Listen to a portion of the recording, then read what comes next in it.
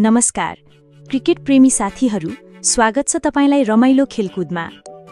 आजको भिडियोमा हामी तपाईलाई नेपाल प्रिमियर लिग अर्थात् एनपीएल सिजन 2 का सबै नयाँ अपडेटहरू प्रस्तुत गर्दैछौँ। कुन टिमले को खेलाडी राख्यो, कसलाई छाड्यो, प्रतियोगिता कहिले र कहाँ हुँदैछ, सबै कुरा विस्तारमा बुझौँ। प्रतियोगिता जानकारी।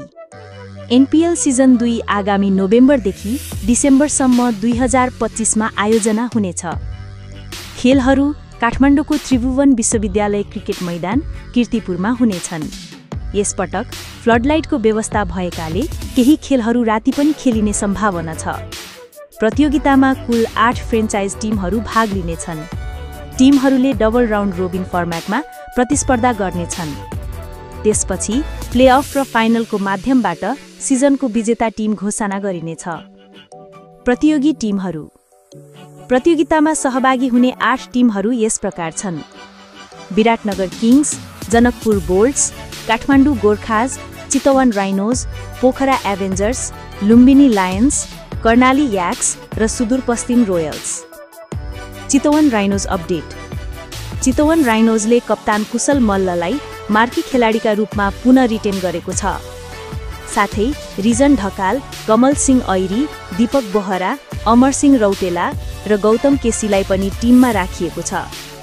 तर टिमले केही खेलाडीहरूलाई रिलिज गरेको छ, जसमा छन् शरद भेसवाकर, दीपेश श्रेष्ठ, विपिन रावल, सन्तोष कार्की, रञ्जित कुमार र सलाउद्दिन खान। चितवनले युवा र भविष्यमा केन्द्रित टिम बनाउने रणनीति अपनाएको छ। कुशल मल्लको नेतृत्वमा आक्रामक खेलको अपेक्षा गरिन्छ। Lumbini Lions update.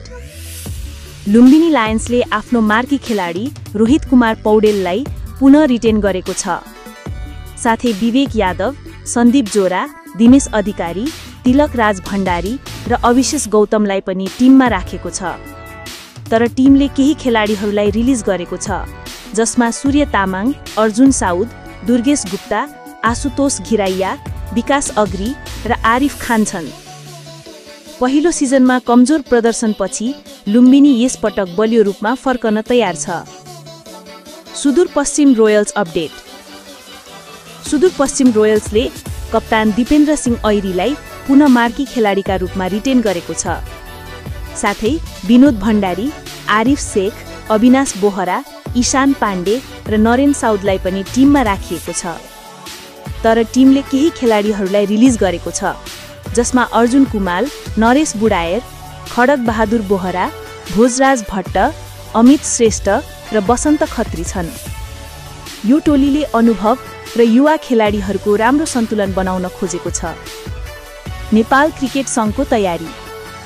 Nepal cricket सङ्घले फ्रेन्चाइजहरूसँग छलफल गरी रिटेन्सन प्रक्रिया, मिनी अक्सन र प्रतियोगिताको तालिका तयार गर्दैछ। सिजन सुरु हुनु अघि नै सबै खेलाडीहरूको अक्सन हुनेछ। अन्तमा अब तपाईको पालो।